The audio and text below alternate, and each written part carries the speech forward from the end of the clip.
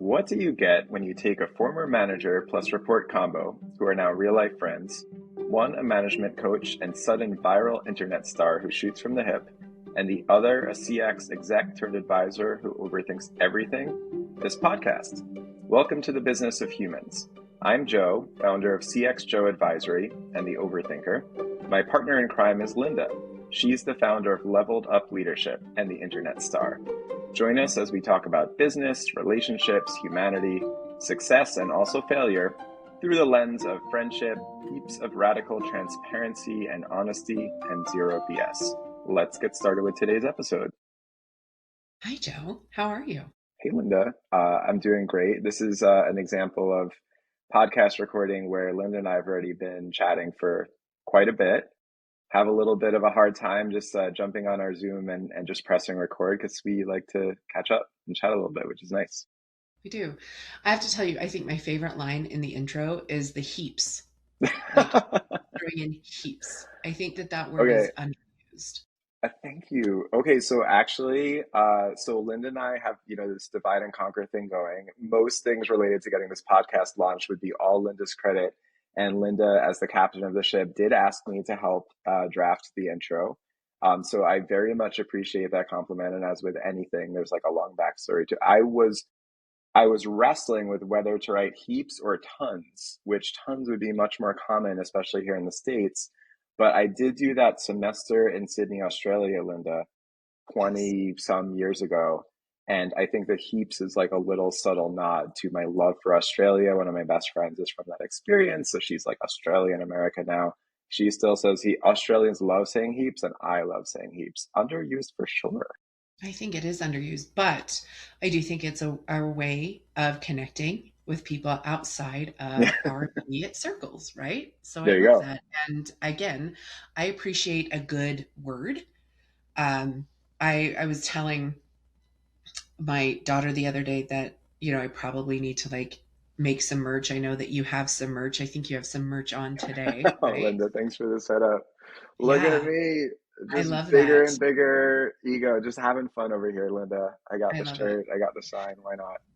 I was saying that I really need to maybe come up with some merch, right? And like probably have something that says like, "Are you ready for the truth?" Because I think that that's something that I use a lot. But the other phrase that I use a lot that I think is underutilized is by the by, right? So By I'll be the like, by. "Oh, the other day, oh, and I spoke with so and so by the by," right? I Mm-hmm. like to really throw that in. So she was not amused. I She did not. remember that. You're totally giving me like the immediate flashbacks to however many years ago it was, our first handful of conversations at Daily Harvest. Because what happens is eventually you get used to it, so you stop hearing it as much. But you just reminded me of like our first months working together, and we're like, I would kind of like my head would like cock the side. I'm like, did you just say by the by? It's kind of endearing, huh? And then you just like keep saying it, and then I started to, what does it mean? It's kind of like by the way, by the by, right? But I Yeah. try I try and like put like little Linda isms, and it's really funny. I think a lot of people who've worked with me, I'll get a random reach out from somebody, and they'll be like, "Damn it, Linda! Like you just came through my soul, and I said something that you Hmm. would have said." And I'm like, "Oh, you're welcome." I I love talk a that. lot. We talked last week offline about the phrase I use, like, "Is your backyard clean?" Right?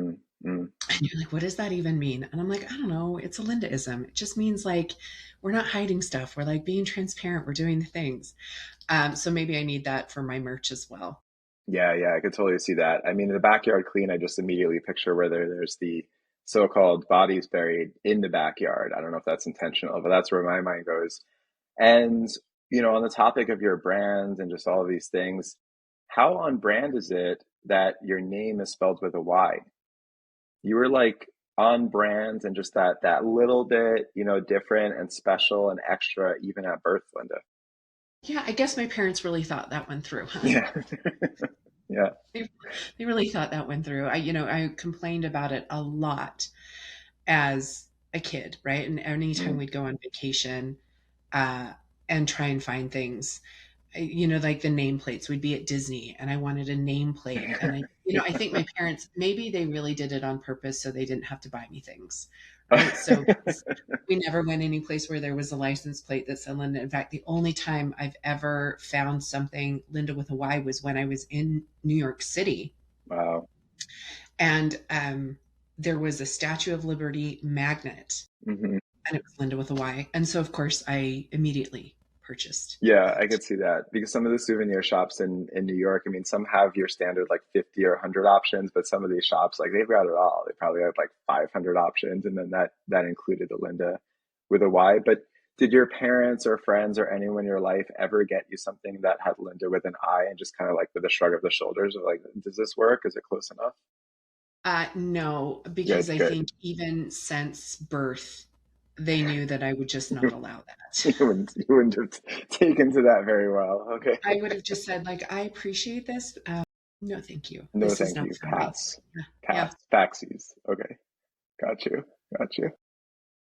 So I think this is actually kind of a good segue into our topic today. And I think this was just a natural segue. We didn't prep for any of this. I'm glad somehow you Um, think it was a good segue. somehow and I think like when we think about the spelling of your name, right? Like Hmm. that has been a challenge for me through my entire career. Mm. Because, and people always misspell it. And it's amazing. They type out the email address and then they still misspell it in the body of an email. Hmm. Hmm. But I think this actually really talks about our topic today. And the topic that we've chosen for today's podcast is one that's near and dear to my heart, Yes, it is. um, because I think I'm still reeling from trauma from it. So we're talking about toxic workplaces today Hmm. Hmm. and really kind of unpacking that. And Joe, I know that you have some battle stories to tell. For sure. So, but I really kind of want to dive into this concept of toxic workplaces. And I'm not going to lie, I actually think that toxic is one of those words that gets thrown around a lot. Hmm. And I think it's misused. The same, and I'm probably on the wrong side of history for this one, but I did go to elementary school in the 80s and 90s. So, the other word I think gets thrown around is bully, right? Like I think Hmm. that sometimes it gets very loosely used. And so, and as I've gone on this journey, this social media journey, I guess I should mention what the journey is. Lots of I journeys get, that we're on. yeah, I get a lot of people commenting on toxic workplaces. And I've put out a lot of content about toxic Mm. workplaces. So I do think it might be worthwhile to talk about, like, let's define a toxic workplace. And I think as I define this, you and I may have like an aha moment of we may have worked someplace together that fell into some of this thing, Wow. right? Shots fired And already. I know it's bad, but I think it's really important to call a spade, right? And so I want to kind of define this for the listeners and the watchers. Um, and I want to talk about, kind of how we may have survived those places or times we didn't survive those places. So I'm going to read because I want to be very specific here.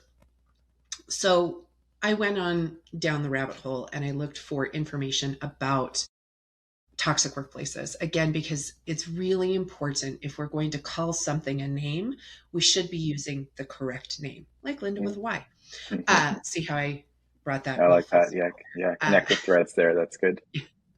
so, common signs of a toxic workplace is you're going to have leadership problems. And this is embedded in the culture. So it's not just an isolated incident or an isolated leader.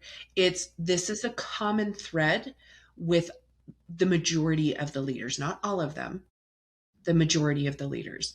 So you're going to have things like micromanagement is very common with all of the leaders. Fear-based management, right? So threatening your jobs, dangling, you're going to get in trouble for X, Y, Hmm. or Z, right? Fear Hmm. based. Favoritism or clicks, gaslighting, of course, right? So those are kind of common traits when you've got that at the leadership level. And truthfully, you can have a toxic leader and not work in a toxic environment. Hmm. This is coming from the broad scope of leaders. And you find this in hiring practices when they're hiring leaders to fit certain personas, right? And and we'll talk a little bit more about some indications that you'll see early red flag warnings, right? So some of the another core indicator is communication. So pervasive office gossip, especially when your leaders are contributing to that. Mm-hmm. Information hoarding. So Interesting. withholding information to maintain power or to keep people subservient.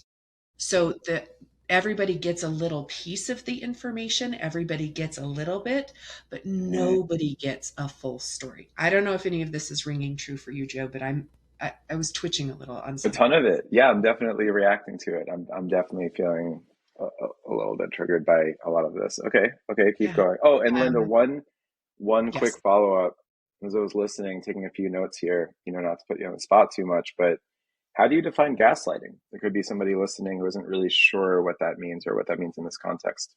Sure. I think another term that's really become popular and is thrown around a lot. Mm-hmm. So, gaslighting is a way of trying to change the reality of the situation or trying to change the actual events. Mm-hmm. So, maybe you were in a meeting and you had a leader come unglued and have a temper tantrum, right? Which Mm-hmm. shockingly happens quite a bit. Mm-hmm. And then the person's like, no, I didn't. I never behaved that way. Mm-hmm. That's not a thing that I would do, right? And you're like, no, I sat in this room and I watched you have a come apart, and now you're changing this thing. Or you were given very clear directions, and oftentimes it's documented. So you were given like, here's what we believe are the main focuses of your job, right? Here you go. Mm-hmm. And then you go into a meeting and it's like, no, you're supposed to be doing X, Y, and Z. You're supposed to be doing these things. Okay, but I understand that these were my core functions. No, it's not. You must have misunderstood, right? So it's a lot of times when you are constantly the person who's misunderstanding or mishearing, Uh, or the dialogue is changing that way, right? So those are clear indications of gaslighting. and if it happens enough, you probably start to question yourself and your own sanity or recollection of things. Yes. Yes. Reminds me of the book 1983, George Orwell. I was an English major after all, a pitiful English major, but the whole concept of doublethink. Isn't it 1984? Did I just in one sentence call it 1983 and say that I was an English major? I did quickly follow up to say that I wasn't really a very good English major, but I was born in 1983, so that's why I always get them confused. Yes. Is Fair that point. allowable now? Yeah, fair Are you point. going to edit that part out? I don't know. We can. Okay, I have a feeling you're not. All right. So anyway, so in the book Listen, if it makes you the most comfortable, I 1648, absolutely will. so in the book in the year 2189, there was a concept called doublethink, and it was just this whole idea of like this thing happened, and then just kind of all these various tactics of the totalitarian government to convince people no, that absolutely didn't happen. So it's really interesting that in modern times it's like a little bit of gaslighting is what's being Yeah. invoked there. Okay, all right, all right. I'm Okay, actually so really grateful for that synopsis of the book because I tried reading it and I couldn't. definitely I don't could. trust me. I don't even know what it's called, so don't take my word for it. It's fine. It's fine. And then, okay, so the third core indicator is work culture. So an always on expectation, Mm-hmm. meaning like, first of all, it's very performative. So you are someone who has to constantly meet the performance expectations, and not the performance expectations as in KPIs, as in personality performance, Yeah. right? So you're not allowed to be negative. I talk a little bit about toxic positivity. We're only allowed to say positive things about the business, never anything where we feel like there could be some changes or some alterations or failures of the business. Also this idea of no boundaries, right? And I think that that's become more and more common with since COVID, of people always kind of being on or being available in Slack or Teams or whatever program their company's using. But this concept of like, you always have to be available to me, right? Mm-hmm. Um, and then a culture of blame where mistakes are punished rather than used for learning. Again, like that's a really, if it matters more about who we can point the finger at versus what's the core issue, Mm-hmm. that's a really big red flag. And then high employee turnover. And I'm going to take this one a step further for the high employee turnover. High employee turnover, especially in a management level. Mm-hmm. And, I'll talk a little bit about my experience and at previous roles. But when you have like people that are brought in to be supposed experts in their field, Mm-hmm. and they come in and they try and like alter the business, or they try and up level the business, or they try and like make changes within the business, and suddenly they're not a good fit. Mm-hmm. Right. And the things that I know about recruiting and the costs of recruiting and the time that it takes to recruit, to spend time on even mid-level management, right? Entry-level management doesn't cost as much, but a mid-level manager, you're almost spending 2x their salary just to recruit them and get them onboarded. It's powerful. It's crazy. That's a big number. Mm-hmm. To bring them in and then suddenly for them to not be a good fit. And Joe, I know that you know what the interview cycle looks and feels like on a mid-level or executive level. Like, it's a lot. It's not just you show up in a room and you're like, hey, would you like to hire me? And they're like, yeah, let's do that. Like, you go through a ton of tasks. So you think about all of the salaries in the room, all the people who had to sign off with you. And I won't lie, there are some people, I'm excellent at interviewing. So there's some people who will like squeak through and you're like, how did this person get Mm-hmm. through? Mm-hmm. Which now makes me question my existence on a whole other level. But it's not an easy task. And then just to have that kind of turnover where you Right. really see that turnover. And I think you also see turnover on an entry level or lower level. So you have people who cycle through, and it's because your mid-level, your executive leadership is so toxic and the culture is so toxic, it's all trickled down, right? Yeah. um and so that's where I think like that's where you can kind of see these red flags, right? When you're looking through and you're vetting companies to go work for, or maybe you're in them, or maybe you're like me and you are looking back on some of the places you've worked and you're like, holy moly, how did I survive that? That was Yeah, intense. for sure, for sure. So many thoughts as always. I mean, I want to jump back to that in a second. One thought that I want to share is it's interesting going through your list, and I was taking some notes because it helps me to, and just helps, to internalize and kind of think on everything. And I'm looking at the list, and a lot of them I think are the root causes of then when we talk about high employee turnover, especially at the management level, I think that's the impact, right? That's kind of how it manifests. To your point, for somebody trying to figure things out from the outside in the interview process, that might be something you could ask either direct questions about or get a sense of on reviews websites, or if you know people who work there and it's maybe something to ask, because that is likely the result of all of the different components of a toxic workplace that you called out earlier. But the other point that I'm eager to make is that, I love how you jump to a definition here and kind of rallying around what does this mean. I think we should also acknowledge that there've got to be sort of levels. This is not an absolute thing. There's got to be levels of toxic workplace. Case in point, you brought up how, in some ways, our shared experience, maybe we sort of survived, aspects of a toxic workplace. And do you know what my first thought was to that? I worked a couple of places since then, and I was like, oh, that was nothing. But that goes to show you it doesn't invalidate what you mentioned and the aspects of that workplace that might have been toxic. It means that I've experienced more toxicity since then. And then someone listening, maybe experienced 5x of what I even experienced, which is getting pretty scary, by the way. But there's got to be levels to this. Do you agree? Yeah, I completely agree. I mean, I think, everything in life is a spectrum. And I think that there is a spectrum of like, where is it? Where does it sit on there? I also believe it can be very department dependent, right? So Mm-hmm. you and I have made our careers in Yeah. customer experience, customer support, customer service, whatever we're calling it anymore. There's Mm-hmm. so many words. Just check out CX, the sign in back of me. right Yeah. there. So we've made our home there.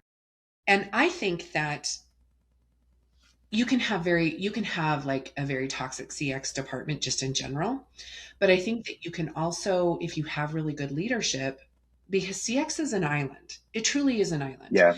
It is and I mean, I think any department can really make this same argument, but it's this space where you're living in several different worlds. You're not just living in your one function. You are living in product, you're living in marketing, you're living in sales, you're living in sometimes accounting. I mean, geez, I can't tell you how many times like customer like credit card disputes sits in CX and I'm like, that makes no sense, right? You're sitting in so many worlds, right? Yep. But you're still very much an island. And it's because like so many people are like, just you guys just do what you want to do. And as long as things are going well in CX, as long as you have relatively happy customers, as long as, the business is doing okay, a lot of the blame doesn't fall on CX, right? That's interesting. There's a ton of attention. Like when things are going poorly or customer reviews are bad, there's a lot of focus on CX. Yeah. But in general, if you've got a good product, you've got a good team, like you're relatively kind of isolated, I think, so often from the business. And when I think about our shared experience, yes, there were certain things that we were held accountable for. And yes, there were certain things that came up in meetings. But in general, we were not the topic of the conversation most of the time, Hmm. right? It was about like product, it was about marketing, it was about PR, like it was about all of those things. And so I think back to our experience, and I would love your opinion on this. And I think it also sits on your leaders too. And, Hmm. not to toot our own horns, but I think like you and I are deeply empathetic. We care about our people and we take a ton of pride in our work. And I used to call myself the umbrella. I was like, sure, rain on me. I'll protect my team. Like I will shelter you from like all of these politics. And I would say that even though I felt a certain way, especially once I left and like took the rose colored glasses off, and I went, holy moly, how did I get like, wow. I would say that I think that the people who reported through me and up to you, I don't think that they felt that same way. Right. And I think that is that us enabling? Probably. It's Hmm. probably us enabling. It's, I think, a form of survival at that level, right? The level that we were at. Yeah. Uh, but I do think that you can still have that culture and you can still protect the people underneath you by doing your best to create a very transparent organization, an empathetic organization, an organization where you're accessible, but also like honor boundaries. So, 100%. It's interesting. And I was thinking about the way that each of us spend the rest of our days when we're not recording the podcast. And again, there's a lot of overlap, but then there are some differences too. And I know you spent a lot of your time um, coaching individuals, coaching managers, coaching team members. And I have some overlap, but then part of what I spend my time on is coming into these gigs where it's sort of rehabbing, the support or the CX function and thinking about, I always think of it as like step one is to make sure the support is 10 out of 10, but then step two and the harder, but in some ways more rewarding and fun part is figuring out how to truly have the support or CX function be in the fabric of the larger organization to actually yes. be considered equals and not, the bottom of the totem pole, so to speak. Or I had one of my favorite direct reports from the last few years. If she ever hears this, she'll be chuckling, but she called herself the queen of the garbage dump. So when I Ooh, started at this company, we were just chatting. She's like, that's me. I'm like, everybody loves you. She's like, oh, sure they do. I'm the queen of the dump. I'm the queen of the garbage dump. Um, a lot of what I think we're rebelling against are nowadays when I take on an advising gig and if, I'm doing like an audit and all of this, we're trying to fight against that, right? The support or CX function is not meant to be an island. It's certainly not meant to be the garbage dump, but it is sometimes the reality. There's sometimes some truth to that. And these really interesting scenarios develop, or I think, especially with really proud, like think hardworking leaders like you for sure, like think myself too. Sometimes you have the CX function, factually speaking, is the lowest paid in the organization. In some ways, is kind of at the bottom of that structure or, like power structure or whatnot. And yet at the same time, I've always taken a lot of pride in my team should at the same time be number one in terms of engagement scores and employee satisfaction. Why does that occur? I mean, well, you could say like one point could be that we on CX are kind of a self-selected group and we're energetic and we're optimistic. And so is it like an easier battle to get to those engagement scores? I always like to acknowledge perspectives like that. I don't know, maybe there's some truth to that. But I also think that you do have a lot of really resilience and very people and culture focused leaders in CX. And Yes. so, I mean, I'll say something audacious, which is I have actually found across my whole business career that companies that are more the customer centric, we say really commonly. But if you take that a step further, a slightly different take, and companies, so founders, CEOs, C suites who are deeply aligned with a strong CX leader, I bet it could be proven out that those businesses actually do better. It's hard to be a CX leader and to have the community that we have to kind of roll with the people that we roll with and not think almost obsessively about our people and about management and about toxicity of workplace, to have that level of awareness and passion and care. So I could say across 20 years of leading departments, where there are days or weeks or months, or, maybe there were aspects of the department, the team I was leading that were negative, that were toxic. I'm sure, like I'm absolutely sure. But I think I think the difference between one leader and another leader is someone who is hyper aware of that, who holds themselves accountable, and who looks at that as kind of a rally cry of like, next month shall be better. My people deserve better. Or do you Yes. kind of just turn a blind eye and be like, what the heck am I supposed to do? I'm not the one running the business anyway. Yeah. Yeah. I agree with you. I do believe that that's probably the biggest difference. Yeah. Yeah. Yeah. I have I think one of the things from my career in like last few years of career that's kind of embarrassing and is an admission, because we talked about red flags, and I want to get your perspective and your guidance on that more. But I just want to fess up to you and any listeners that I have the distinction of taking a job, fairly recently in my career where there were all kinds of red flags from the first interview to, you know, pre day one and aligning with my soon to be manager. And I was seeing at least pink flags, if not bright red flags. And I was ignoring them because I wanted to. I was seeing things through a certain filter because there were aspects of the opportunity that were really attractive to me. And I wanted to just force and like bully it through to be the exact experience that I wanted. And there were aspects of the role that seemed prestigious to me. I thought it would be fun and kind of a feather in my cap, paid really well, right? That's hard to look past. But I saw Yes. the red flags and I ignored them. And so then 6 months and 12 months later, when any of us are going like, wow, this actually is toxic and is a really hard experience, I kind of hold myself accountable in a way. But I think it's an interesting thing that's not always talked about or sort of admitted. Do we sometimes see the red flags and just choose to sort of blow past them? Yeah.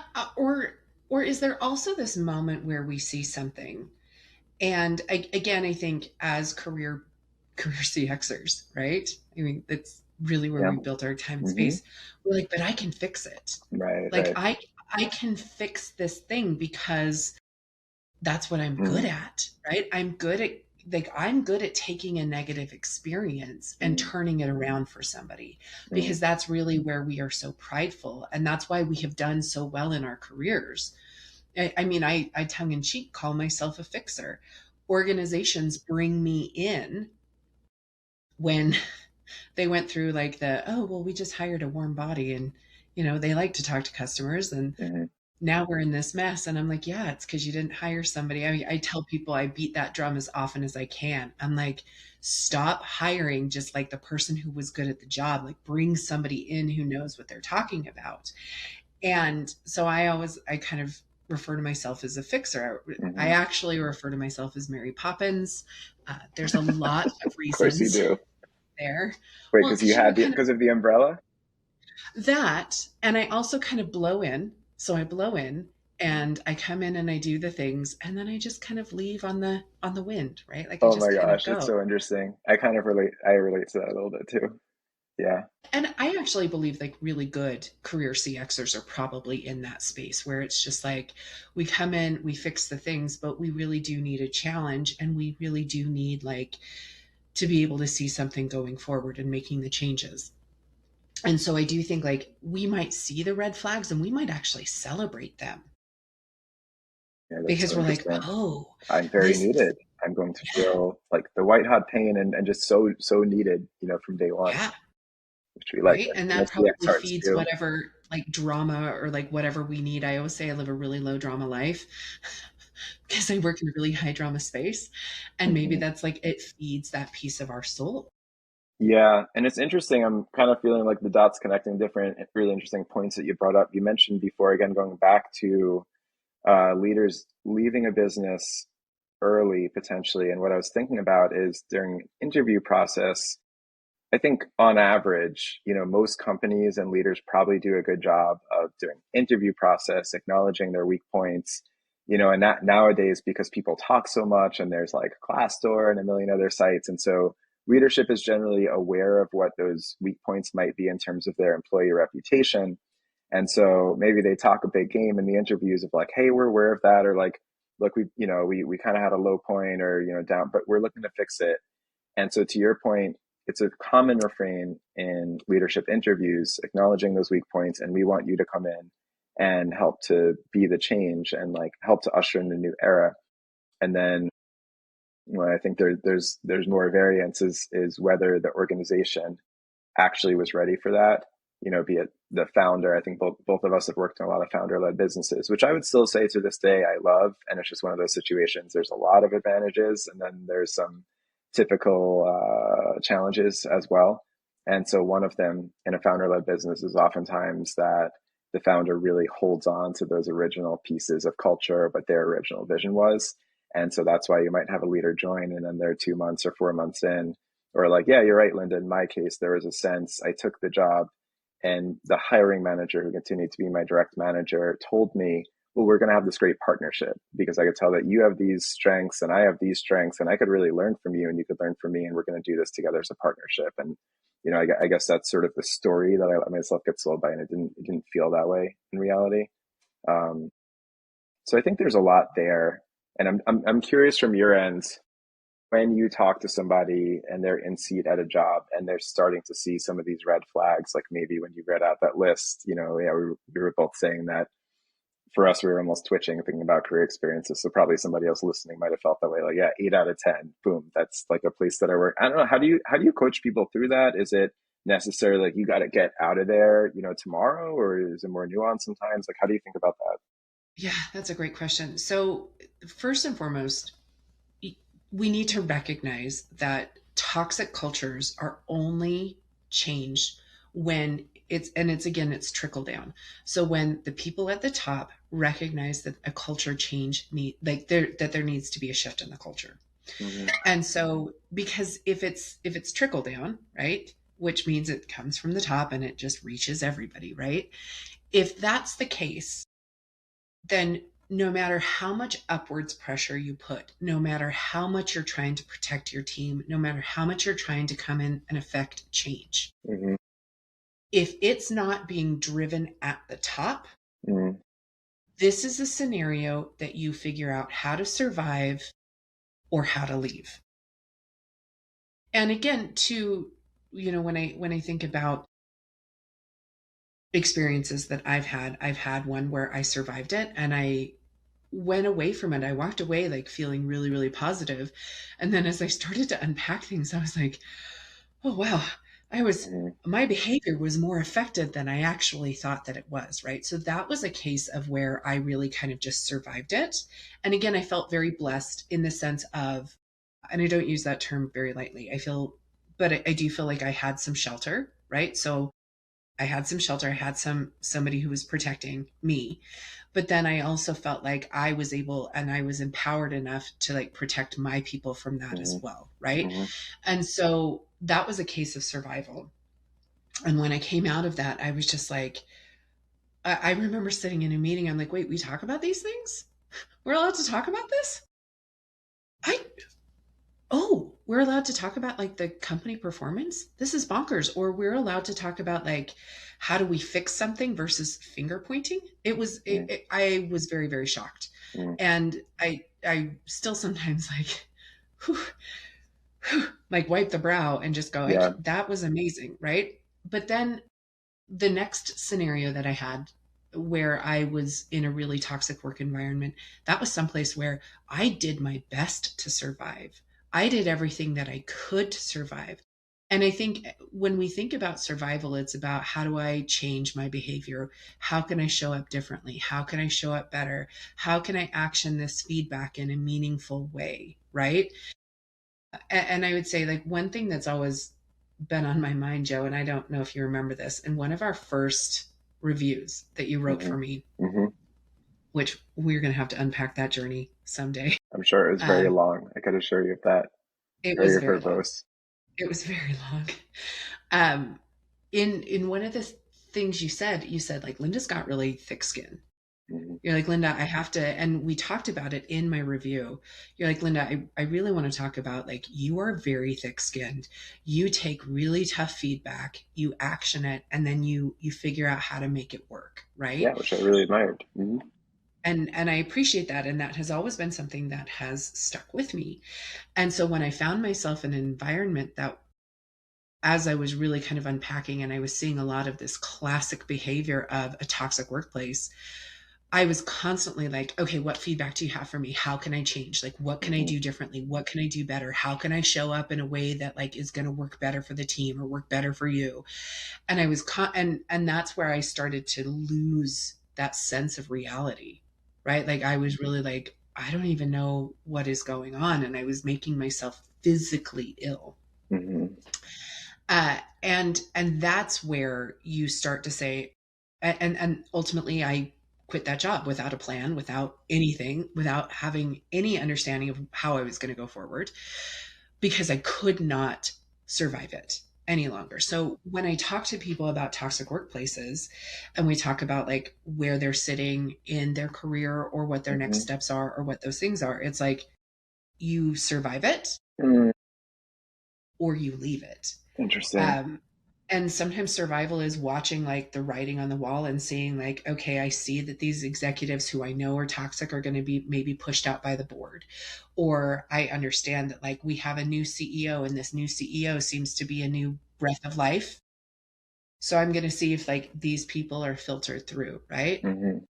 Or there's times where you just have to say like, I'm physically ill. Mm. I was losing my hair, Joe. My Yeah. hair was coming out. I was sick I was having panic attacks, and that's not a thing. Fortunately, it's not a thing that I've ever experienced. And I was having Hmm. these experiences before work. And that's a moment where you just have to cut. Yeah, 100%.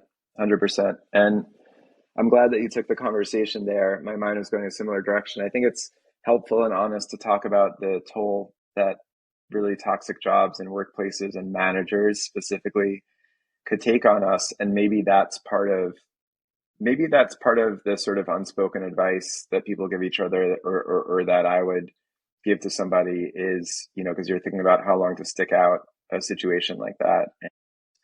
Some of it, to your point, is the reason for hope, is the reason to think that this could change in the foreseeable future.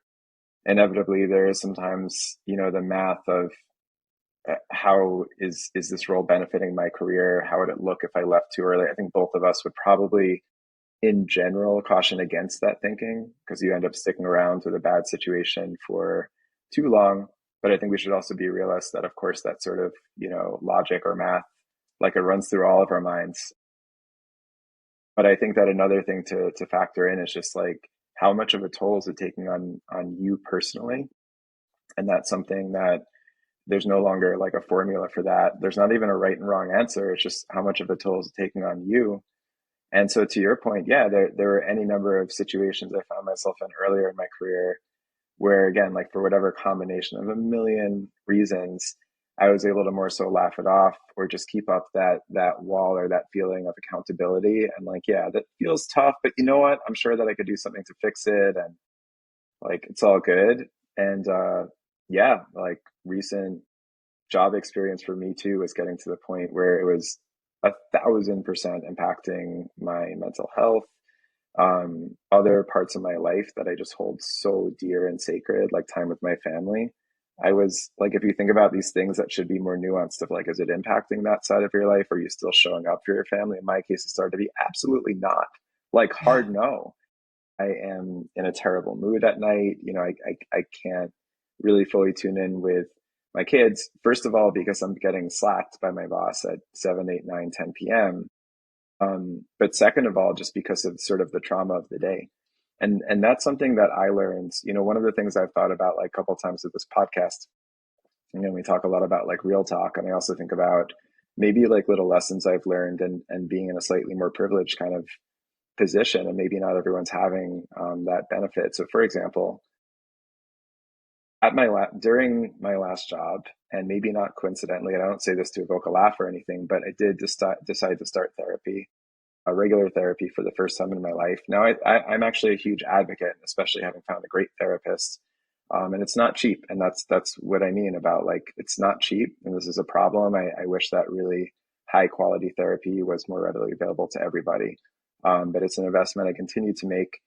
And again, I think it's probably a positive thing at the end of the day for most people. But at the same time, is it a wild coincidence that I felt compelled to seek out a therapist and start therapy at my last job? No, actually, like all jokes aside, probably not.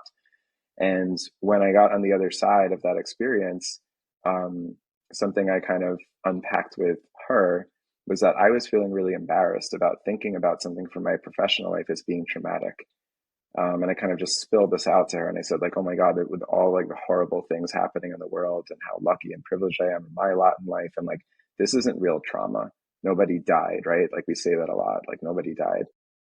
She helped me to understand. She's like, no, I don't, with all respect, I don't think that's correct. I think that things from our careers, our work world, a toxic boss, a toxic job, things ending in a really disappointing way, as I experienced for the first time in my career, not having a feeling of helplessness, Yeah. that those things actually could be genuinely personally traumatic, and allowing ourselves that space and allowing ourselves to take some time to actually call it such and heal from that trauma is huge. And now, kind of me myself feeling on the other side of that process of allowing myself to think of it that way, doing some healing and soul searching. Boy, it was a really powerful experience. I'm in a much better headspace now, and I look back and I'm like, I was in a bad place there. I completely agree with what your therapist said, and I do think that because what it does first and foremost, and one of the things I work with my clients a lot on, is we so much in the culture that we or the work culture that we are in, we associate what we do with who we are.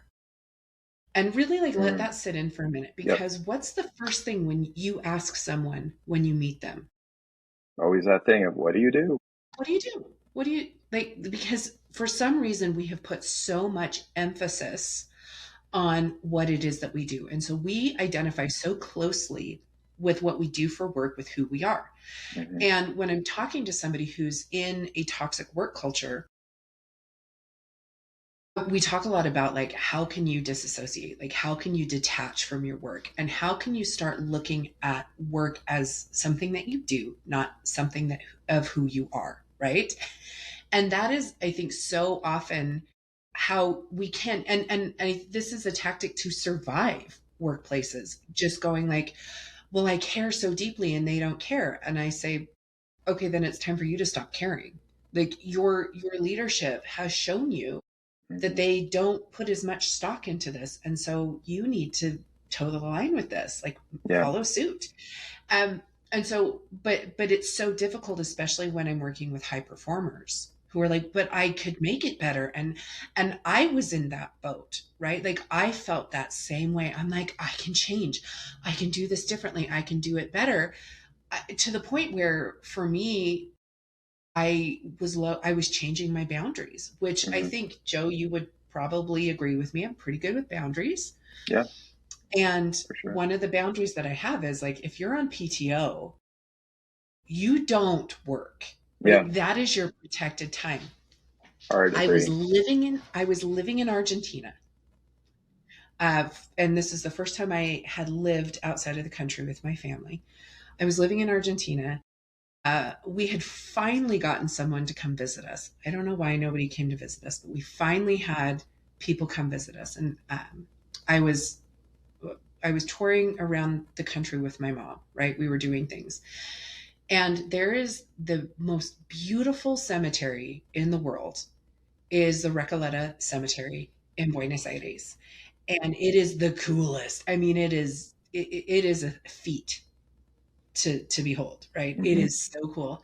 And I was literally walking around the cemetery on my phone on Mm-hmm. Slack, Mm-hmm. which is something I would never let anybody who reported to me do. I would never. I mean, I would, if somebody was on PTO, I would say, hey, listen, you might get slacks from me, but it's not, there's zero expectation for you to respond. In fact, if you respond, I'm going to get frustrated with you. I'm like, it's probably just a brain dump for me. So I need you to understand, like, do not respond to me on your vacation. Like, your time is your time. Please go spend the time. I am doing something I'd never done in my life, which was live in another country. Mm-hmm. I was touring like one of the coolest sites in, well, I mean, Buenos Aires is very cool, but Love there it. was Yeah. like, it was so cool. And I was on my phone slacking Yep. my boss. And I just thought, like, how did I get to this point? How did I lower my boundaries so much? And that was, again, one of those things that was just like one of the nails in the coffin for me at that job, where I was just like, how did I, and this person was asking me to do stuff that didn't matter. That's what I was going to mention next. Yeah. I was going to say, that hearing that from you is really powerful. It really resonates with me. And yet, to that exact point, it made me think about the word that you used before, performative, and that being a, kind of a trait of a toxic workplace. I was thinking about my version of that story, pretty recent times. And I was with my family. I was with not only my immediate family, my wife and kids, but another family of best friends. And we had been trying to plan out this weekend really for years, it would be fair to say. And we were just finally doing the thing. We were finally in the moment of just, the kids are around, we want to break bread together and just catch up as life friends. And like, I think we all agree, like that's what life's about, is like moments like that. I spent much of that weekend, laptop open, working. And the problem, hypothetically, that could still be okay, right? If it's coming from a place of empowerment, or this business that I really care about is going through a tough moment and like I want to step up. Exact opposite. It was pressured, to feeling like I had to do that, and even being in an executive role, let alone how other people in the company must have felt. And if you kind of unwind, like, why did we get to a moment where people who had already poured their heart and soul out Monday through Friday are now spending their whole holiday weekends, laptop open? Um, in this case, I remember back, to sharing, it was part of it was the CEO sent an email to the entire customer base right before the holiday weekend. And if you play it out further, I had raised feedback to my boss of, hey, I actually I don't really see a big benefit of doing that. Like, I don't know where you think the ROI on that decision is going to be, and it's going to be really, really painful for me and the team. So maybe let's wait till Monday or Tuesday, kind of thing. And the response I got back that was very telling is, yeah, but for their boss, who is the CEO, it's going to make them happy. And like, it's something that they want. It's going to make them happy. We just got to suck it up. Like, you have to suck it up. Everyone has to suck it up because we think it's going to make that one human being happy, or kind of stroke something for them. That for me, like the combination of all of that, to your point, that was one of my lines in the sand where things kind of changed after that, for me in that job. And I guess kind of my career as well, what I was willing to deal with. And Lynn, I know for me, and I don't know if there's like any last one or point that you'd want to highlight. I know one for me that, again, your list really resonated with me before. You were talking about blame and the way that, if there's mistakes, because there's mistakes every freaking day. I've never worked a day in my life that I make many Constantly. Yeah. mistakes.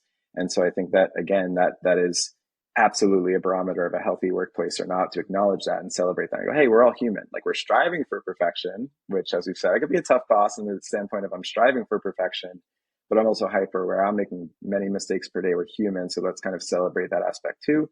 And it's never about who made the mistake and finger pointing. It's just, let's move forward together. And if there's something to be learned from it, let's do that, but move forward. And I think an interesting thing too is, if you look at the opposite of blame, there's credit. And this is something Yeah. that I had opportunity and motivation to think about a lot. One of my recent career stops. I think that's another one of those barometers for me. It's one of the most obvious things in management is you take the blame, you take the hit. Like you're the head coach, right? You're getting Yes. paid the big bucks. You take all the blame, and when there's credit to be doled out, it's just one of the most obvious tenets, like management tenets imaginable. You try to dole that credit out, one, to the people who really deserve it and did the hardest work, and two, to the people who could benefit the most from that credit. And it might actually be impactful to their profile in the company and their career path. And when you encounter, as I feel like I did recently, the opposite of that, it's so jarring, and it almost just like I could barely compute it. I just like stopped dead in my tracks. But senior leaders who are actually gobbling up the credit and just Yes. kind of like quietly, selfishly hoarding it, and then you realize that that's happening. That is, I think, empowerment is such a key aspect of a workplace being healthy or toxic. And that kind of behavior is the exact opposite of empowerment. And it's making everyone on that team or organization feel, disempowered, demotivated, honestly, just like sick, like ill. And last point is that's what one of my old mentors taught me. And I mentioned this on a call recently with someone who's struggling at her job, and it resonated with her. Um, I had an old mentor. I was like on my way out of a given company. We were chatting. She's like, "Oh my God, how did I get there?" And we're kind of talking about things honestly. And she's like, "Oh my God, so you were feeling sick and you're beating yourself up. You're wondering, why did I not rise to the occasion better and change everything? But you were feeling sick." And so she said, like, if you wake up and you have the flu, would you expect yourself to climb a mountain that day? No, you'd be forgiving to yourself. I'm feeling sick. And so anyway, got to reel myself in here and throw a lot at you to respond to. But I think that whole concept of blame and then also how credit is doled out is Yes. really powerful and gets right to the heart of things. Yeah. And you do see so much of that in toxic cultures where it is, where you're like, wait, but I did this, right? And I do think that there are so many moments in our career where we will do a thing and it's a big thing. Mm-hmm. And we don't get the credit that we think we should get, right? We don't get the credit that we get. But at some point in time, we're like, oh, but at least it's done. Like, okay, fine. And like, I don't need a cheering section all of the time. Mm-hmm. Mm-hmm. It's fine. Like, I think that this is a big deal, but whatever, fine. Like, at least it's done. And at least the task is off my plate. And I think so many good, strong leaders will just be like, you know, I'm just glad that the task is off my plate or that we don't have this issue any longer. And no, I really didn't get the shout out that I think I should have gotten. Mm-hmm. Uh, but, you know, it's fine. And I think so often, again, it's that slipping of boundaries. It's that slipping of saying, like, oh, you know, I guess it's okay. Like, you know, it's fine. And what we do, I think so often, and I bet that this was your reaction as well, we then almost overcompensate with our teams and we turn Mm-hmm. around to our Mm-hmm. teams and we're just like, you guys are so amazing. Yeah, nobody gave a shit, but you are so amazing and you Yeah. did the thing, right? Mm-hmm. Mm-hmm. Um, 100%. and so I do, and again, it's that slipping of boundaries. It's that slipping of, oh, well, okay, you know, and it's recognizing the pattern and seeing the Mm-hmm. pattern. And one thing for those and for those in the audience who are like, well, how do I start to tell? How do I start to know if I am slipping my boundaries? Because I think it's, you know, I tell people all of the time the boiling of the frog story. Do Oh, tell. you not know the No. boiling of the frog story? How do you boil a frog? Well, you can't just drop a frog into hot water because the Can you frog will tell just. this whole situation is making me uncomfortable. I feel so bad for the frog. Please I know you do. continue. I know you do. But you don't just drop the frog in hot water because the frog is good at jumping and can jump far distances and they're going to jump out, right? So you put a frog in comfortable water, right? And you just turn up the degree on the temperature over time. Oh my gosh, Lynda, you really have a That is gift. how This is that is how you horrifying. boil a frog. So I use this analogy a lot for work. Mm. I've never actually boiled a frog for those in the audience. I have not boiled a frog, See but one if in the I, background right now. I know it's Just just kidding. back there. But that's how we lose our boundaries. That's how things No, that's slip. That's powerful. how Yeah. we find ourselves in these situations, right? We Hmm. ignored the red flags, or we thought we could fix the red flags. We get in, and then we assimilate. And it's the water is getting turned up degree over degree over degree. And suddenly we're cooked, as my children would say. Hmm. So that is the way that you find yourself. And so many people are like, well, how do I avoid that? Or how do I not allow those things, or things start to feel off? How do I not let it feel normal? And the thing I think that the biggest takeaway for this and for the people in the audience is it's time for you to start creating documents, like documentation trail, right? Hmm. And the thing that I advise my clients on so often is I'm like, your boss is documenting everything. You should be doing the Hmm. same thing, because nobody has your back. And this is so sad, right? But nobody's going to protect you the way you are going to protect you, because Hmm. that's our survival instinct. Hmm. And so it's really crucial for people to start. If you are starting to feel a way, or you're starting to notice certain things, write it down. Dates, times, what's happening, what was said to you. Start doing those things. And if it's not a situation where you're dealing with a toxic boss, like where it's overt, right? I could tell you all kinds of stories about the one that really pushed me over the edge. And it was very overt, right? The things that were happening were very, very obvious and unsettling. But it might not be things that you immediately identify, or maybe it is a slipping of the boundary, or maybe it is oh, but you're so valuable, we need you to respond on your PTO. Like maybe it's those things. Hmm. It's so crucial for people to start writing it down, because you could have a feeling, and depending on your personality and how you address things, like I'm the type of person, I feel something very deeply, and then I really kind of move on. Hmm. Like I'm like, okay, I'm just kind of over that, which is where I find that my boundaries will slip, because Hmm. they're boiling the frog, right? Yep. But you could have a person on the other end who you offend them one time and nothing is ever right again, right? So it can help you find, and back to the gaslighting, it helps you find a foot in reality. It helps you identify, is this a real scenario? Or is this something that I've manufactured in my mind? Or is this something where I have let it go on for far too long? Hmm. So that would be the advice that I would give to anybody who is consuming this podcast, is it's time for you to start creating a journal. Like just journal it, put it in notes in your phone, voice memos, like however you want to do it. But Hmm. it's really crucial, if you're starting to feel a certain way, that you recognize that and write it down, Hmm. so you can then say really objectively. Because if you're somebody who has let your boundaries slip, or you find yourself where you're like, how did I end up in this situation? Like, why do I feel this? Why is my hair falling out? Like, why do I feel this way? It's a way for you to go back and go, oh, I can see what's happened. I can see literally the writing Yep. on the wall. So I would advise people to do that. I agree with that fully. And I think to build on that point, it's something worth considering also to bring your concerns to the HR or people team, which is a really loaded topic, right? And you might be fearful that it's going to really blow things up for you at work and not be received well.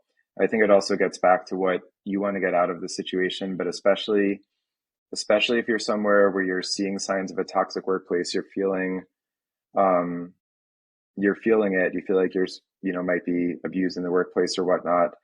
But if you do want to stay, ideally, you just want to shake things up or not report to that manager, you want to see the organization get better, you have to at least consider taking your concerns to the people or HR team. Because to your point, if you're not, as messy and as intimidating as that might be, it's very possible that the people HR team is only getting the other side of the story Yes. about your performance, your team's performance, etc. And so, if you decide to share your concerns, when things are too kind of foregone, like the moment has passed. Now, maybe it still brings some of the benefits that you were alluding to in terms of feeling clarity and empowered and kind of, getting through it and from a mental health standpoint and whatnot. So those are real, very important. But again, if you're looking to stay at that workplace and actually change things or maybe stick it out past your current manager report arrangement, you have to at least consider that, right? but it's Yes. tricky. Yes. It's tricky. But you still have to come with a paper trail. Yep. Oh, Uh, 100%. It can't and just I be, I talk a felt lot this about way. My that. opinion is Yeah. that. It's got to be Yeah. facts and paper trail. I agree. Because sadly, the burden of proof will always sit on your shoulders.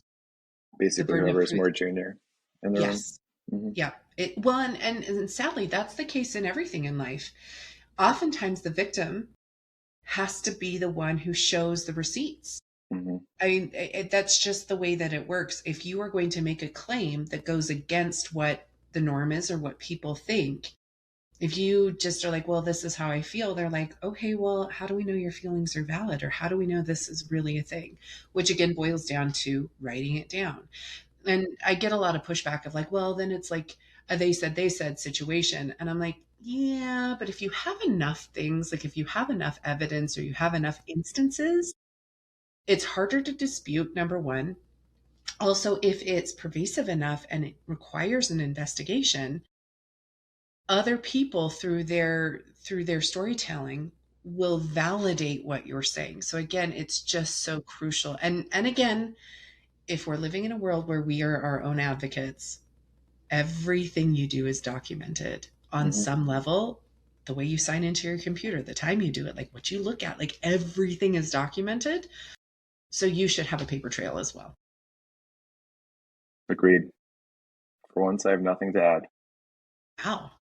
Well, I feel like that's the end then. Like if we got there, like I That's it. think that we've unpacked toxic workplaces. We've talked about the things.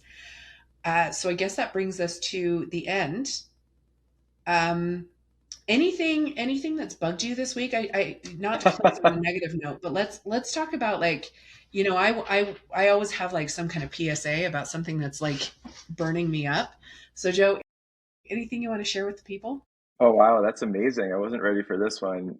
Something, and it's probably even more in my current life or my current role as more of an advisor, consultant. So I'm always kind of in different worlds, on the same day, this company, this industry, that one, and I'm doing both consumer facing and business facing. And so I love it. That's a lot of what drew me to this setup. I will say one thing that comes up a lot in this chapter of life is fits and starts, or other people being super duper urgent on something and then completely falling back, and Yes. maybe not always realizing if you're coming to somebody in a professional setting, probably just life too, but let's just keep it to a professional setting. You're saying, hey, this is really urgent. Can you have this ready for tomorrow? Can I meet with that person by tomorrow? Always keep in mind there might be a lot of hustle that's taking place, immediately following that and impacting different people's work days and lives. And then sometimes I get, a person kind of backs away from the scene after that, doesn't reply, or is like, we could just do next week. And I'm like, oh, sure, we can totally do next week. I just called in like 4 favors though to do it today. So I wasn't expecting to be prompted to vent. Maybe Lynda, you knew because you're operating on such the next level. That was sort of, this episode has been like, I really hope it's helpful for someone out there because it was a little bit of a load, like an effort to sort of get through again. So maybe it's like what the doctor ordered, to just do a little good old fashioned venting at the end. So I thank you for that, partner. What's how about for you? What's on your mind? So my closing advice for the group Hmm. is going to be stop treating LinkedIn like Facebook. Um, Interesting. I appreciate updates. I appreciate, and listen, we're all humans. I mean, we're talking about the business of humans and trying to find humanity in the workplace. I'm all about that. But I don't want to see a GoFundMe for your wedding on LinkedIn. Oh That is wow. not the appropriate place to Mm. put a GoFundMe. Um, yeah, it's gross. Stop doing it. Also, I get the things, and it's like I watched. I saw something the other day that's like proud girl dad moment, and it's like giving an update on their kid's performance and like a play, and I'm Hmm. like, that is so great. I don't care. Like Lynda. I don't care on LinkedIn. I don't want that on my feed in LinkedIn. That is a Facebook moment. That's an This is Instagram why I moment. love being your friend. Like, Very these are not. strong stance on a hot button topic.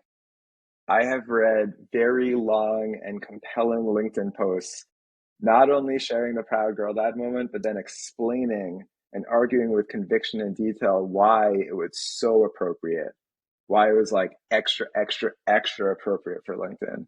We have to figure out whose post that was that I'm vaguely recalling. We should have them come on the podcast and you two should just duke it out. I would love to have them defend that moment because I would say, nope, nope. And I know, because in this digital world, in this world where we're connected, you're like, but I would share this update at work and I would say nobody at work cared either. Like, they didn't care either. We It's like, noted. back in the, because I'm old enough to remember like the digital slide decks, like the Rolodex, like the round thing, and you would watch and people would have you come over and look at their vacation from Greece, and you're just like, there's Yeah. not enough alcohol in the world to make me care about this. I Or feel the maybe same way like about maybe those their LinkedIn 2 year old's posts. going through potty training Yeah, and they're like, my kid had the best poop yesterday. And you're like, outstanding. amazing I don't for you. care. Okay, so if anyone's ever listening to this and they want to represent the other side of that argument, hit us up. Yeah, Maybe you can please. jump on a future episode of the pod. Yeah. And like, I'll here's the thing that makes feverishly me sound back and so watch. unfeeling and uncaring. I do care about humans. I do care about those things. I just don't think that that's an appropriate venue for those conversations. Amazing. Well, if Linda says, then that's That's my gospel then. hashtag. Hashtag Linda says. That's what Linda says. I'm a believer. All Okay. right. Well, Well, on that everyone, note, thanks for sticking with us. thanks, Linda, as always. It's been a blast. Thanks, Joe.